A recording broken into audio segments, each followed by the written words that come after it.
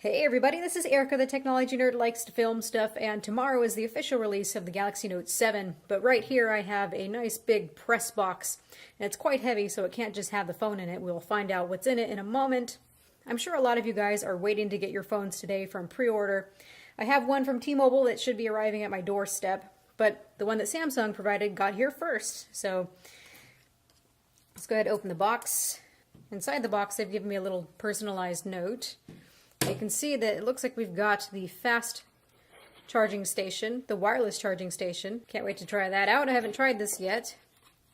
And you've got all your little bits of documentation and everything to plug this in. And we've got the Note 7 itself, and it looks like this is the black onyx version. My T-Mobile version coming is also black onyx. I hope this would be a different color, but that's okay. Is it new? Is it brand new? Yes, look, brand new. All right, so let's get my knife here. Is there anything else in the box? Okay, so there's nothing else in the box, just a really nice heavy box. Nice presentation there. I haven't seen them do this before. So this is a review unit. So here we go.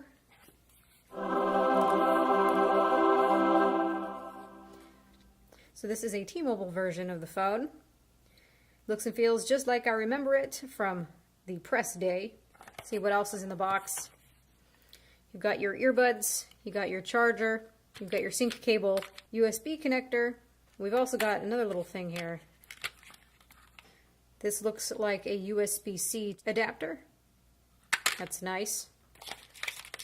And then you've got some extra pen tips. So pretty simple. Let's get this started up, peel off all the plastic and things. Go ahead and take the front protector off as well. Whee! So yeah, that is a very nice phone. At first glance, I'm sitting here and I almost feel like I'm holding the Galaxy S7 Edge. They've made like Sony and decided to make it uniform on both sides. So that does feel nice in the hand. Although I have seen it pointed out that because this device is uniform, that it's kind of confusing when you take it out of pocket to know what orientation that it's in. You can see compared to my S7 Edge that this is silver, where this is now black all along the outsides, but otherwise looks really quite similar in size. Not that much bigger. So I'm going to be using this for the next several days, see what I think of it, use it as my daily driver. And of course I will be getting the full in-depth review out for you all. There is a lot going on with this phone, you guys.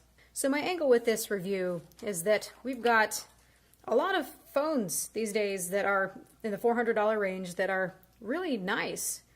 They don't have anything really extra. They're pretty bare bones in terms of software. But what they do offer is pretty good for the price. So I'm curious to kind of use this side by side with one of my favorite phones of the moment, which is the OnePlus 3, and see if those features really warrant me upgrading to something that's more expensive. There are a lot more features, granted.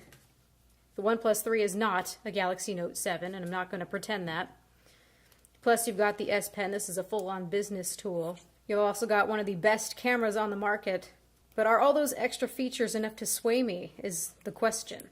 That is the question, to see whether I would be willing to fork out the extra moolah for such a thing. Really happy now that we have USB Type-C at the bottom. This S Pen, we've already learned that you can't put it in backwards anymore. It's wider here, so that cannot happen.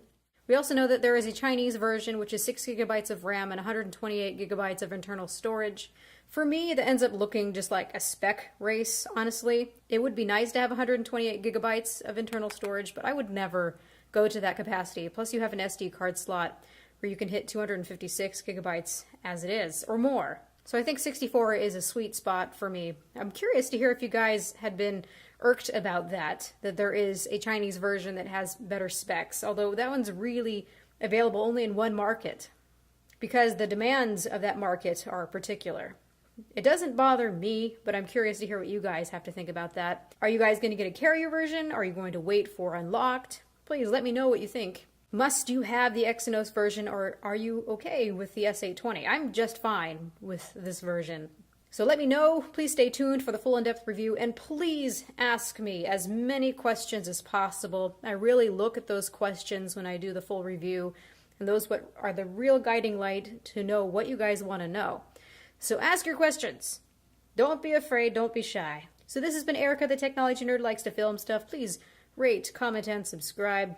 I've actually made a pretty in-depth video already on all the features, so I'll put a link in the description for that while you're waiting for the review for this. So check that out, and have a good night. Or day. It's still daytime. Have a good day.